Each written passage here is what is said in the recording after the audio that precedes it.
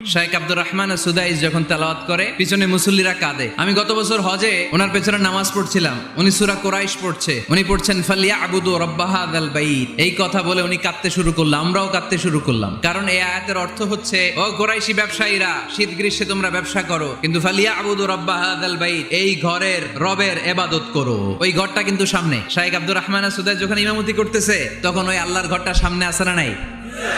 তো ওই আয়াতের অর্থ ছিল, এই ঘরের রবের ইবাদত করবা, তাহলে রিজিকের ব্যবস্থা করবে কে? আল্লাহ। তো ওই ঘরের সামনে দাঁড়িয়ে উনি ইমাম, চোখের পানি উনি ধরে রাখতে পারে? আমরা আজীবন পড়ি সুবহান রাব্বিয়াল আ'লা, এর অর্থটা যে কি কেউ জানে না, তো চোখ দিয়ে পানি নামবে কেমনে? বাট আরব বিশ্বে তারা যখন কোরআন তেলাওয়াত করে ওদের গায়ের পশমগুলো দাঁড়িয়ে যায়। চাইনিজ ভাষা আমাদের কাছে যেরকম, কোরআনের তেলাওয়াত আমাদের কাছে অনেকটা এরকমই। কিন্তু এই কথা বললে কি আল্লাহ আমাদেরকে ছাড়বে? No excuse will be granted that day. সেদিন আল্লাহ কোনো এক্সকিউজ গ্রহণ করবে না। অনেক হিন্দু মুসলমান হয়